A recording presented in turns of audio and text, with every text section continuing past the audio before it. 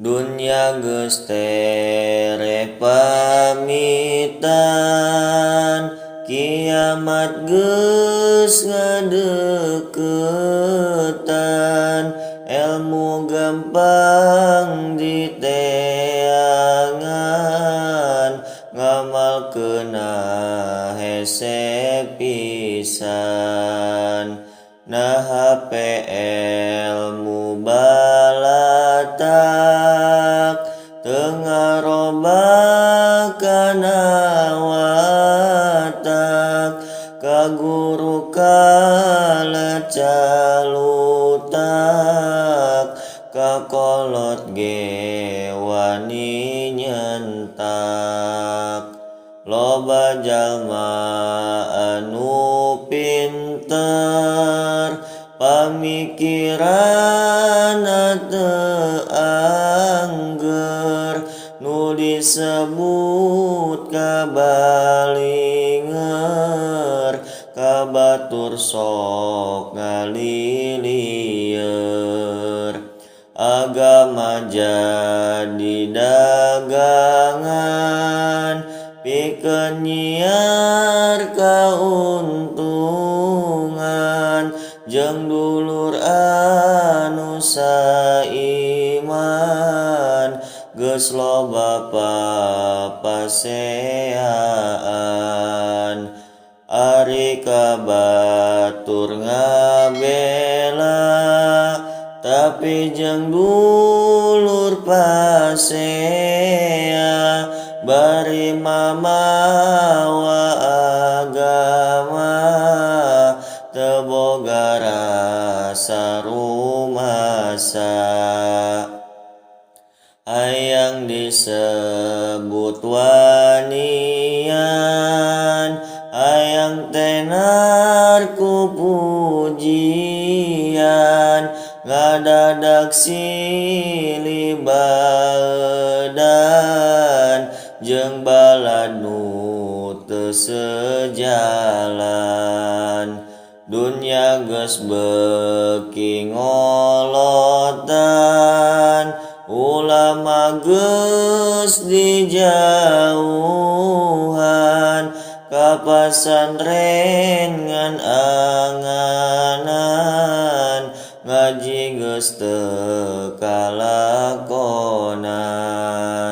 Loba nu katalar Quran, hadis geus jadi talaran, lain menang diwurukan, tapi benang pipikiran.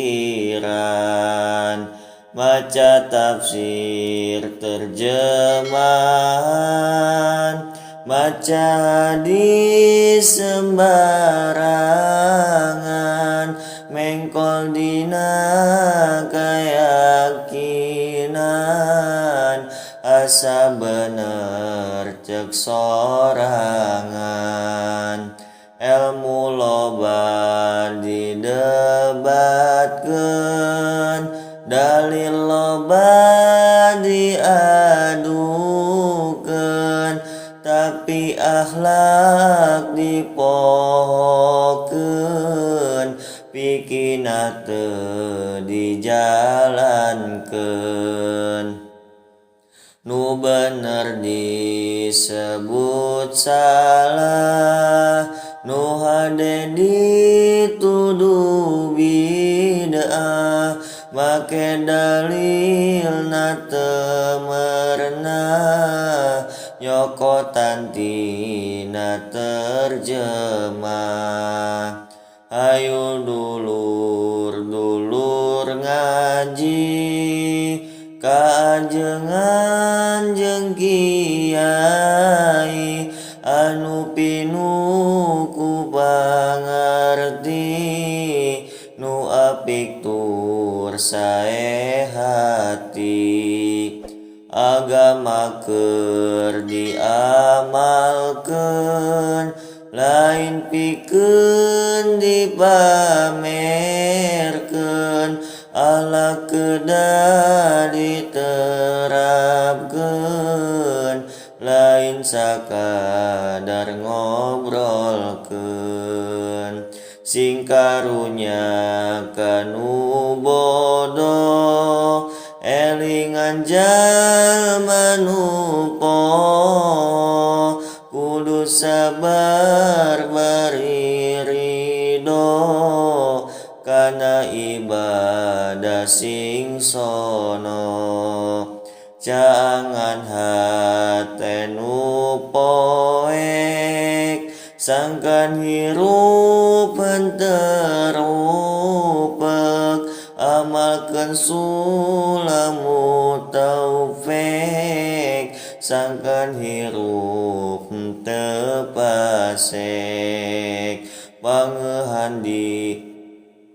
pagehan dina akidah sing akur jeung alusuna